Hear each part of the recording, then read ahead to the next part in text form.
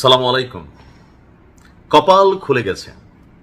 আমাদের খেয়াল থাকার কথা যে সাতক্ষীরা ৪ আসনের সংসদ সদস্য জামাতের এমপি গাজী নজরুল ইসলাম, ওনার দ্বিতীয় স্ত্রী, এই মুহূর্তে কিন্তু স্ত্রী, যদিও ঘটনার পরে বিয়ে হয়েছে, বাট রাইট নাও স্ত্রী।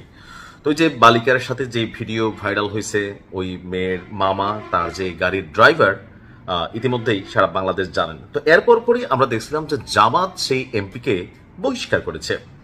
তো দাবি ছিল যে জামাতের বহিষ্কারী কি এমপির এমপিগিরি চলে যাবে, আর তিনি কি আরেকবার জীবনে এমপি হবেন? কারণ অনেকগুলো ভিডিও ভাইরাল হয়েছিল যে পর্দার এই পার থেকে তিনি ওই পারে কথা বলতেছেন। যাই হোক, এই যে এত কষ্ট করে একবার এমপি একটা পদ পাইছে, জামাতের পদ যাক, এটাতে এই মুহূর্তে জরুরি না, জরুরি হচ্ছে তার সংসদ সদস্যদের যে পদ, এই পদটা আছে কিনা, গাড়ি, পুলিশ, রাষ্ট্রীয় সুযোগ সুবিধা। দিন শেষে তার এমপি পদ বাতিল নিয়ে সিইসি অর্থাৎ নির্বাচন কমিশন যেই কথা বলছে, তার আসলে এমপি পদ যাওয়ার সুযোগ নাই। যাইতে গেল এটা বহুত একটা লম্বা চূড়া প্রসেসিং। এই মুহূর্তে তার সংসদ সদস্য পদ বাতিল হবে না। কেন হবে না আসুন দেখি। দলীয় বহিষ্কারের পর তার সংসদ সদস্য পদ থাকবে কিনা যে আলোচনা চলছিল, রাজনৈতিক এবং আইনি আলোচনা, ওই সংসদ সদস্যের বিরুদ্ধে প্রয়োজনীয় ব্যবস্থা নিতে জাতীয় সংসদের স্পিকার ও নির্বাচন কমিশন উভয় দপ্তরেই ইতিমধ্যে আপনার চিঠি পাঠিয়েছিল জামাত ইসলাম, অর্থাৎ জামাত ইসলাম তার বিরুদ্ধে ব্যবস্থা নেওয়ার জন্য শক্ত পদক্ষেপ নিয়েছিল।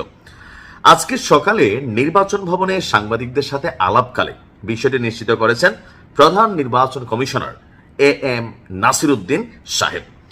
আইনি বাধ্যবাধকতার কথা উল্লেখ করে সিইসি বলছেন, জাতীয় সংসদ সদস্যপদ বিরোধ নিষ্পত্তি আইন 1980, অর্থাৎ 1980 সালে এই সংসদ সদস্যদের এমপি পদ বাতিল হওয়া নিয়ে খুব কঠিন কিছু সিস্টেম তৈরি করা হয়েছিল, যেন ভবিষ্যতে তারা কোনো ধরনের ঘটনা করলে দল তাদেরকে চাকবাদ করে দিক, কিন্তু তাদের এমপি পদরা অর্থাৎ স্বর্ণের যে হরিণটা, এটা যেন হাতছাড়া না হয়ে যায়, ক্ষমতার যে জায়গাটা এটা যেন হাতছাড়া না হয়ে যায়। এখন যদি এমপি পদ থাকে তার বিরুদ্ধে কথা বলাটা খুবই ভয়ঙ্কর হয়ে যাবে।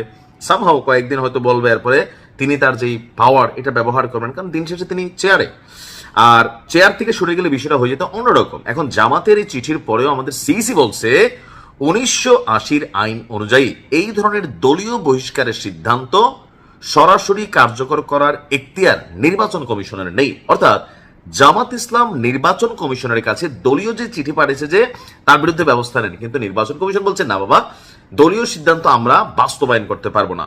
আইন অনুযায়ী কোন সংসদ সদস্যের পদ সংক্রান্ত বিতর্ক বা বিরোধের বিষয়টি আগে জাতীয় সংসদের স্পিকারের মাধ্যমে প্রক্রিয়াভুক্ত হতে হয়। স্পিকার বিষয়টি আনুষ্ঠানিকভাবে নির্বাচন কমিশনে পাঠালে কমিশন তখন উভয় পক্ষের শুনানি নিয়ে পরবর্তী চূড়ান্ত আইনি ব্যবস্থা গ্রহণ করে। সাম্প্রতিক সময়ে রাষ্ট্রপতি নির্বাচন সংক্রান্ত বিষয়ে ভারপ্রাপ্ত স্পিকার হাফিজ সাহেবের সাথে আপনার একটা বৈঠক করেছিল। তো সেইখানে বৈঠক হলেও সাতক্ষীরা ৪ আসনের সংসদ সদস্যের এই বিষয়টি নিয়ে সেখানে কোনো প্রকার আলোচনা হয়নি। স্পিকারের কার্যালয় থেকে আনুষ্ঠানিকভাবে লিখিত রেফারেন্স বা আবেদন নির্বাচন কমিশনে এসে পৌঁছালে কমিশন বিদ্যমান আইন অনুযায়ী দ্রুত যথাযথ পদক্ষেপ গ্রহণ করবে। আর এটা বাংলাদেশে যখন ভাইরাল কোনো ঘটনা হয়, 2-3 দিন লাফালাফি হয়, তারপর এটা ধাপাধাপি হয়, থেমে যায়।